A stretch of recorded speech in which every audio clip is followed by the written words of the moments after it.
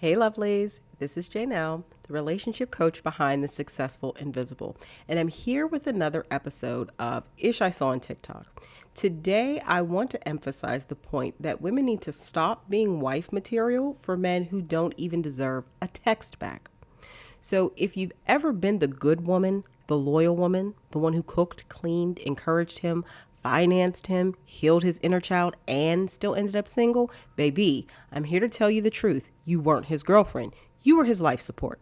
And the gag is, a lot of men don't want a partner. They want a provider, not financially, but domestically and emotionally. So today, we're talking about the most dangerous dating hack of all. Stop being useful for a man.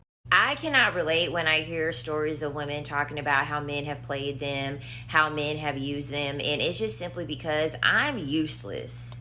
I make myself absolutely fucking useless to men. What do you have to gain by making yourself of use to a man? You don't get a paycheck for that. You don't get a promotion. You don't get no benefits. You don't get anything by proving that you're useful to a man. All you get is a man. And men readily make themselves available. So even if you no longer have that man, it's not like there's not another one around the corner waiting for you to pick them next. This is why when men are like, oh yeah, you're not the prize. You damn Skippy, I'm not the prize. You damn Skippy, I'm not the prize. You're never winning me over, sir. You're never fucking winning me over. Because I don't have anything to give you to prove to you that I am the prize. I don't want a man to think that I'm the prize, because in order for him to think that I'm the prize, it would mean that he would have to see utility in me. Baby, I'm never selling utility to a man. I'm never selling usefulness to a man. And that shit is repellent. The moment that I prove that I'm useless, I don't have to worry about them problems. I'm happy with the fact of being useless and being single, because I refuse to make myself useful just to be in a relationship. Men don't provide a good enough experience in a heterosexual relationship for me to want to make myself useful to them. They don't. So that cooking shit, that cleaning shit, that emotional availability shit, that sleeping with them shit, all of that, doing things for the male gaze. Baby, I got a full sleeve of tattoos. I got a full sleeve of tattoos and a nose ring. I never wanted to be useful to y'all motherfuckers. I never wanted to cater to how I'm supposed to look to get y'all's approval. I will never value a man enough to the point where I would try to prove my usefulness or my utility to him. Absolutely fucking not.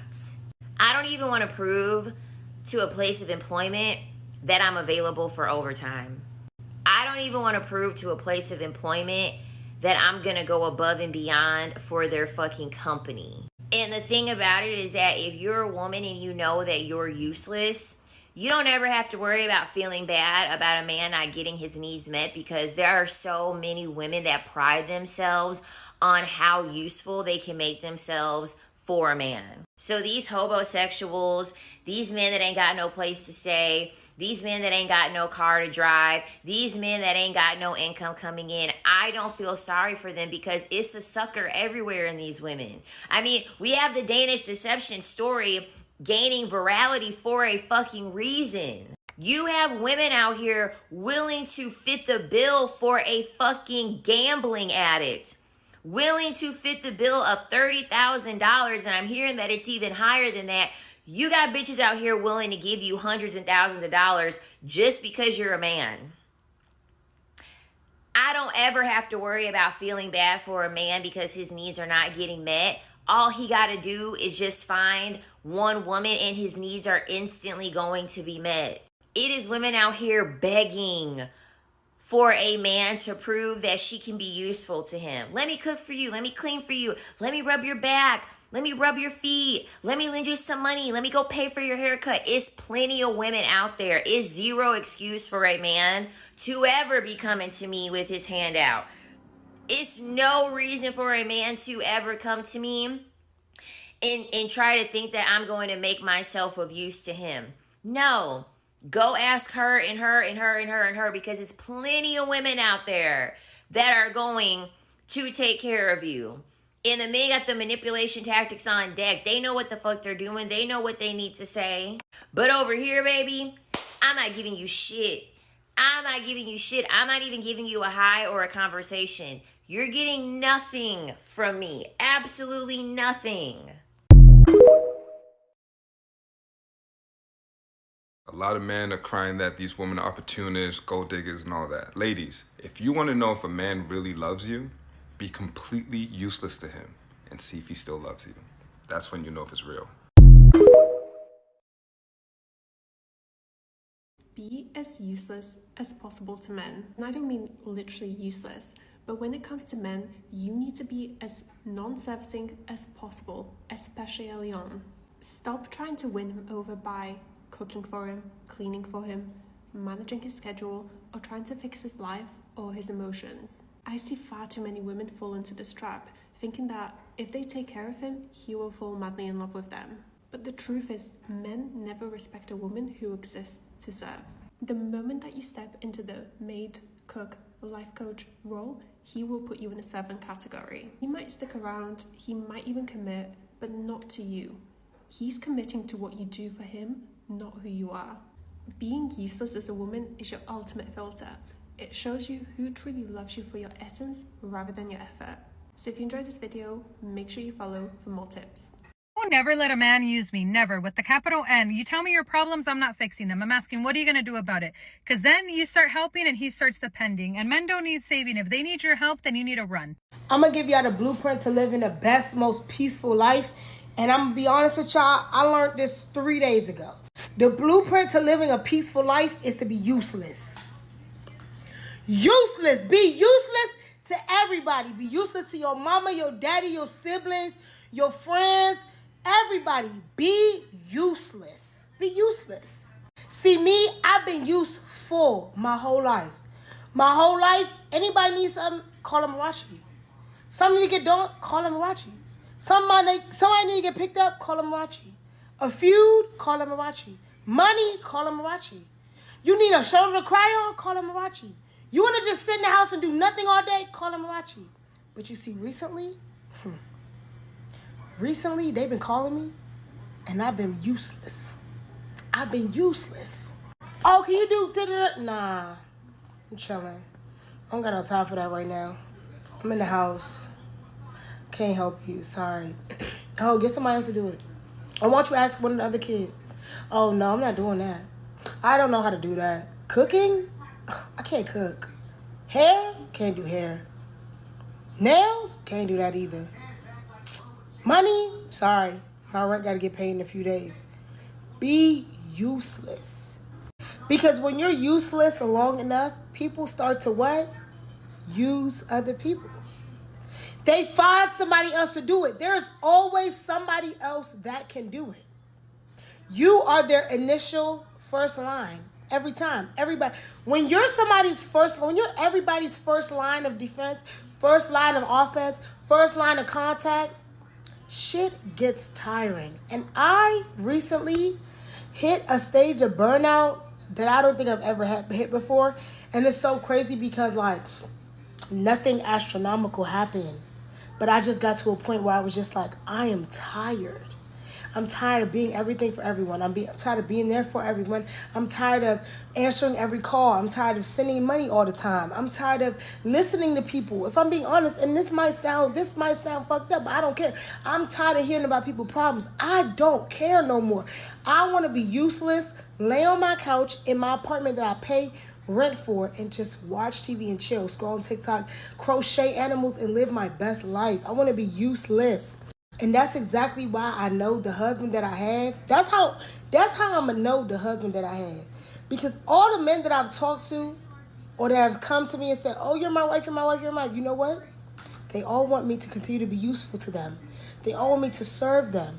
The things that come out of their mouth, I'm talking about, I talked to this boy for 3 days. The shit that came out of his mouth, I said, I could never marry you. This man was convinced I was his wife. I said, I could never marry you because you want a surrogate mama. You want a slave. You want somebody to bear your children and then to be the slave to you and the children. It's not me. Absolutely not. And this might sound crazy. This might sound insane. So if it does, hey, It's okay because I said what I said. This is why I feel like I've become more and more comfortable with dating outside my race. Because the people who want to use you the most are usually within your race. The people that want to use me the most are black people. And I use that as a umbrella term. Black, African, Caribbean, Afro-Latino, it be black people, brown people. It be brown people that want to use me the most. They want to wear me down. They want me to cry and suffer. And then they won't even ask me why I'm crying. They won't give me a tissue for my tears. They'll ask me for more shit. Versus when I be with white people, I don't got to do nothing except exist. Literally, I don't have to do anything except exist with people outside of my race. That's why I'm just like, I've become more and more comfortable with dating outside my race and talking to people outside my race, because for me, I have to be in a marriage where, yes, I will be, a useful wife. I'm going to do wife thing, but you can't be treating me like I'm your surrogate mama. I'm not your mother. I'm not your mother. I'm your wife. And I'm not like, just some person that like you can just treat any type. No, I'm not I can't be everything to you because I'm nothing to me. I can't be nothing to me. That's crazy. So yeah, be useless and your life will be so much more simpler. So much more peaceful. You see me with my black robe and my black shower cap? It's because I'm useless. Because there were a lot of people that wanted to use me today, and guess what? I told them I couldn't do it. Did they get mad? Yeah, but guess what? Never cared. I not never cared. I currently don't care. I'm useless. The end.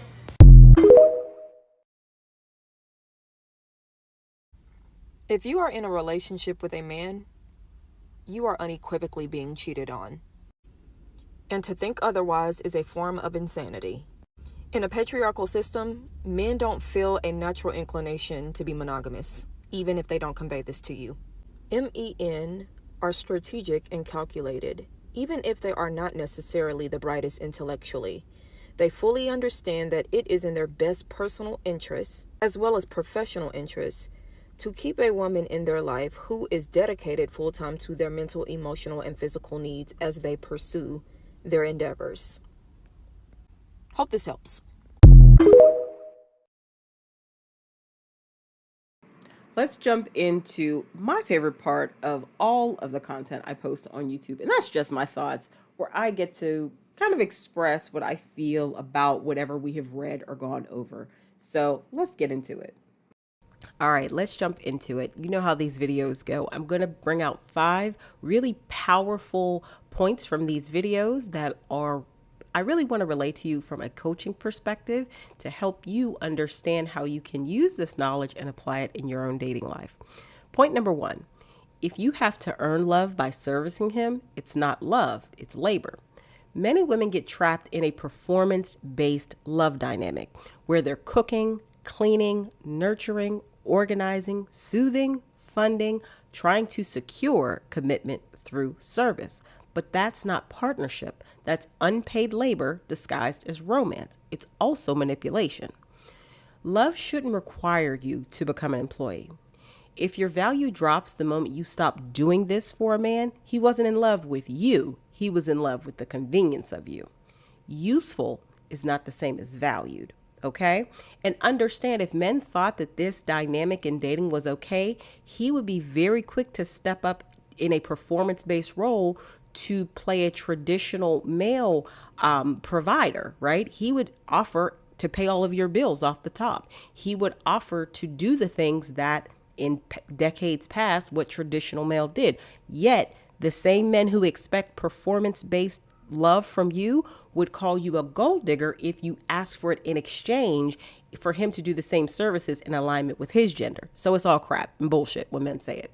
Sociologist Arlie Horsfield introduced emotional labor as the work of managing emotions as part of labor systems, The Managed Heart, 1983, often used today to explain how women become overburdened in relationship. That's a really good text to read. Definitely recommend it. Point number 2, caretaking isn't compatibility. It's a trauma pattern if you can't stop.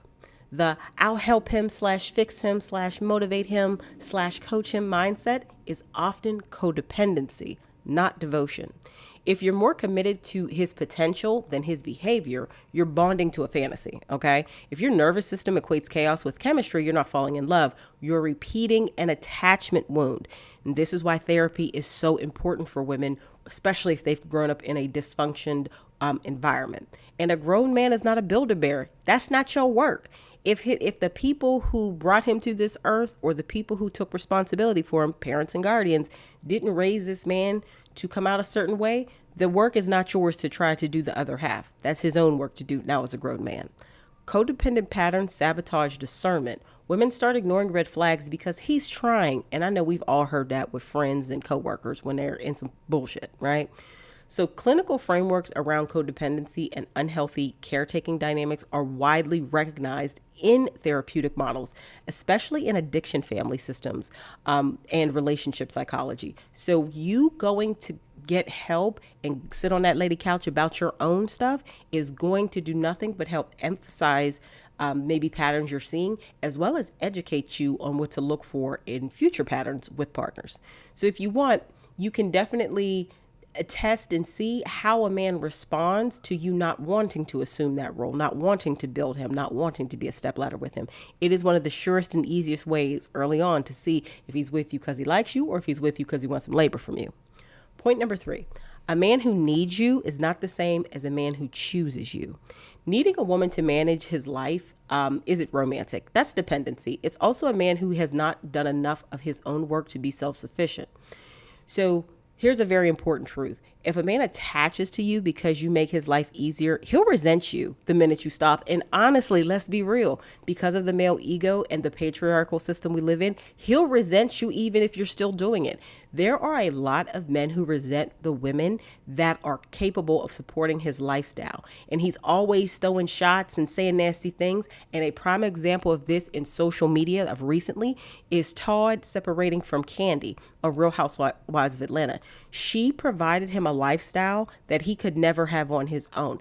Probably not because he's incapable of it, but because he hasn't worked for it to achieve and attain that level of success. And we've seen all of these clips since their announcement over the past couple months of them plan to dissolve their marriage, of how he really thinks about her and the little shit he says to her. So even when you're helping a man, he still resents you because deep in his heart, he knows that's not your work. He knows that's not your role.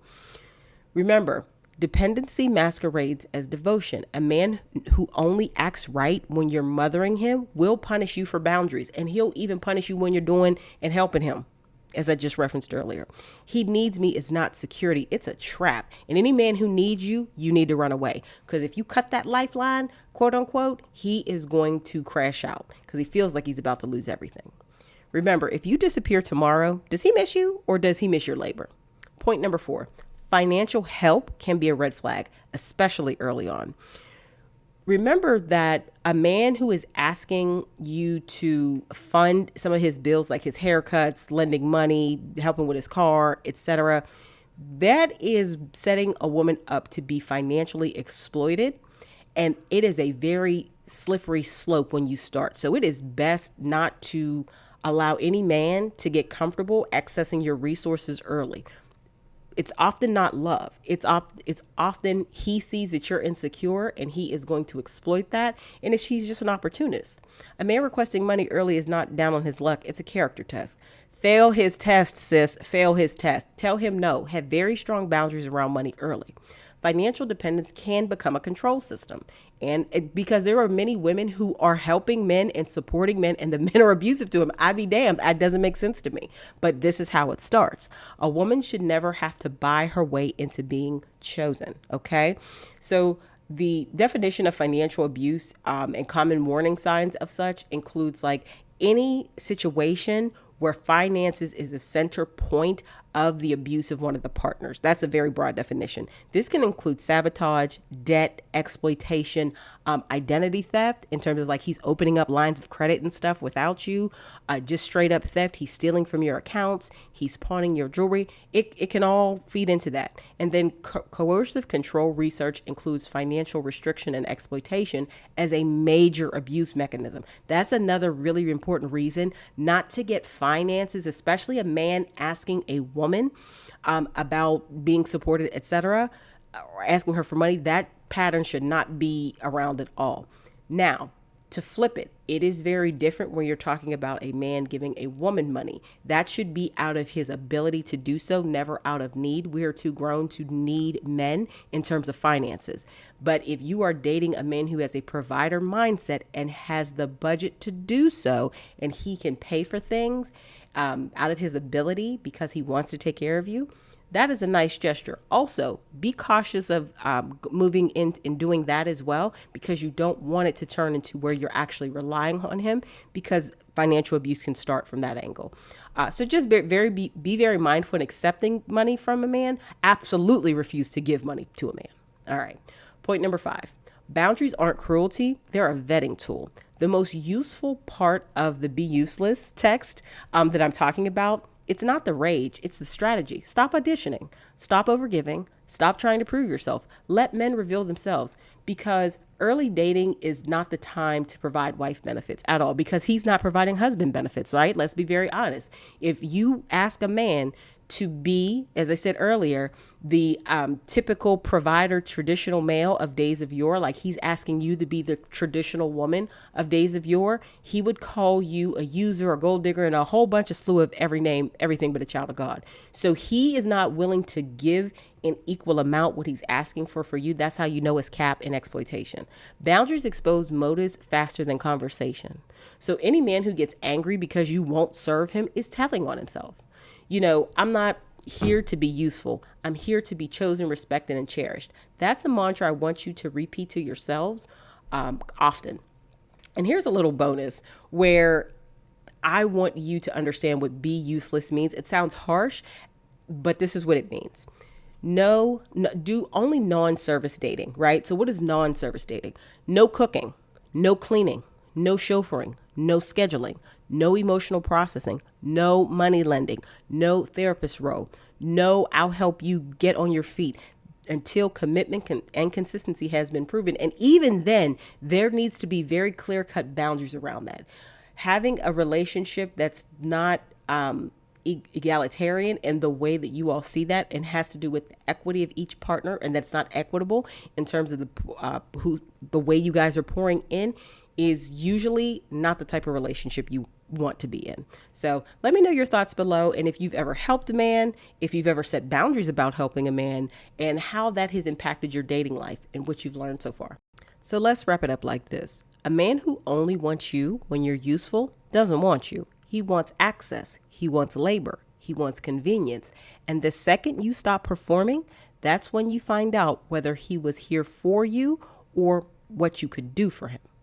If you're ready to stop getting played, stop overgiving, and start dating from a place of clarity, self-trust, and standards, I want you to come think about joining me inside my exclusive coaching community on Coffee. That's where we do the real work: guided journaling, dating discernment exercises, and real-time pattern spotting, so you stop confusing love with labor. Check out the links below in the description box.